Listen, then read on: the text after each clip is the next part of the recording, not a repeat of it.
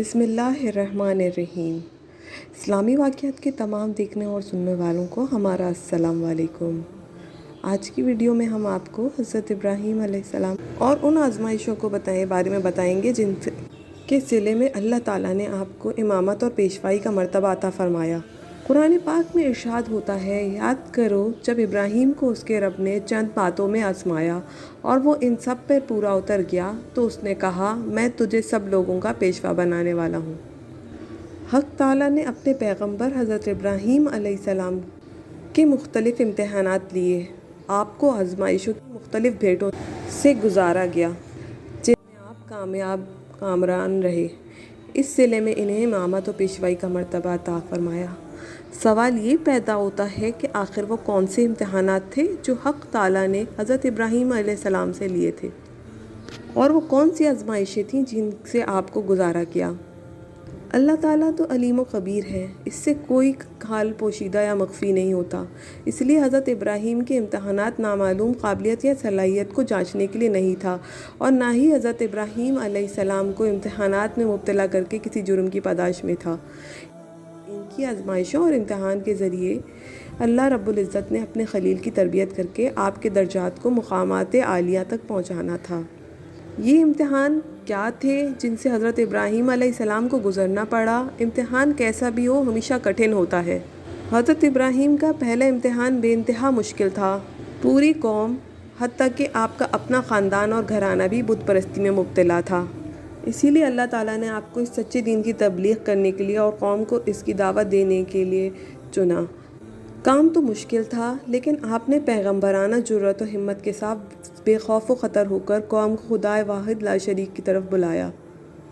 اس وقت کے بادشاہ نمرود اور اس کی قوم نے آپ کو زندہ آگ میں جلا دینے کا فیصلہ کیا۔ اللہ کے خلیل نے ان سب مشکلات میں ذرا بھی کم ہمتی نہیں دکھائی، بلکہ اپنے آپ کو آگ میں ڈالنے کی پیش کر دیا۔ اس موقع پر اللہ تعالیٰ نے آگ کو حکم فرمایا، اے آگ تو ابراہیم پر ٹھنڈی اور سلامتی والی بن جا۔ چنانچہ ایسا ہی ہوا۔ ایک امتحان سے فارغ ہوئے تو دوسرا امتحان لیا گیا۔ حکم ہوا کہ آپ اصلی وطن کو چھوڑ کر شام سے ہجرت کریں۔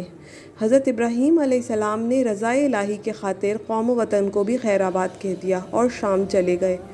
کچھ عرصے بعد ایک اور حکم ملا جو تیسرا حکم تھا۔ حکم ہوا کہ بی بی ہاجرہ اور ان کے شیرخوار بچے اسماعیل کو ساتھ لے کر شام سے کوچ کر جائیں۔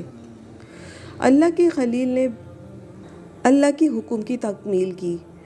پھر وہ ایک چٹیل میدان و گرم ریگستان میں پہنچے، بے آب و گیاں، سنسان بیاباں، جہاں انسان نہ حیوان، نہ چرند نہ پرند۔ یہاں اللہ تعالیٰ کے خلیل حضرت ابراہیم علیہ السلام کو حکم ملتا ہے کہ بیوی اور بچے کو یہیں چھوڑیں اور خود شام واپس چلے جائیں۔ اللہ کے خلیل حکم پاتے ہی اس کی تعمیل کے لیے کھڑے ہو جاتے ہیں۔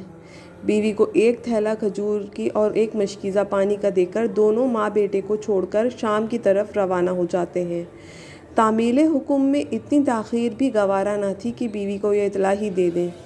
حضرت ہاجرہ آپ کو جاتے ہوئے دیکھتی ہیں تو پکارتی ہیں، ہمیں اس لک و دک میدان میں چھوڑ کر آپ کہاں جا رہے ہیں؟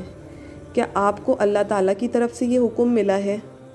حضرت ابراہیم علیہ السلام نے اقرار میں جواب دیا تو بی بی ہاجرہ کہتی ہیں، اچھا جائیے، جس مالک نے آپ کو چلے جانے کا حکم فرمایا ہے وہ ہمیں ضائع نہیں کرے گا۔ پھر رحمت خداوندی نے بی بی ہاجرہ اور حضرت اسماعیل علیہ السلام کی حفاظت کی اور خشک زمین میں پانی کا ایک چشمہ جاری کر دیا جسے آج بھی زمزم کہتے ہیں، ساتھ ہی وہاں آبادی کا سامان بھی کر دیا۔ حضرت اسماعیل وہیں خوشنما پا کر سمجھدار ہو جاتے ہیں۔ اب اللہ تعالیٰ نے حضرت ابراہیم علیہ السلام کا چوتھا امتحان لیا، جو بظاہر سب امتحانات سے سخت تھا، جن سے پہلے وہ کامیابی سے گزر چکے تھے۔ اب حضرت ابراہیم علیہ السلام کو حالت خواب میں حکم ملتا ہے کہ اپنے بیٹے اسماعیل کو ہمارے نام پر قربان کر دو۔ اس خواب کی تعمیل میں جو واقعہ پیش آیا اس سے ہر مسلمان واقف ہے۔ حق تعالیٰ شانہ کی طرف سے حضرت ابراہیم علیہ السلام کو کہا گیا، خواب میں آپ نے جو کچھ دیکھا اسے پورا کر دیا۔ الغرض یہ سخت اور کڑے امتحان تھے جس سے حضرت ابراہیم کو گزارا گیا، اور ان میں کامیابی کا یہ انعام دیا کہ آپ کو لوگوں کا امام و پیشوا بنا دیا۔ یہی وجہ ہے کہ نماز میں درود پڑھتے وقت حضرت ابراہیم علیہ السلام کا نام لینے کا بھی حکم دیا گیا۔ دوستوں یہ تھی ہماری آج کی ویڈیو. امید کرتے ہیں آپ کو آج کی ویڈیو پسند آئی ہوگی. اگر آپ کو ویڈیو پسند آئی ہے تو ہمارے چینل کو لائک، شیئر اور سبسکرائب کرنا نہ بھولیے. ملتے ہیں اگلی ویڈیو میں، تب تک کے لیے اللہ حافظ.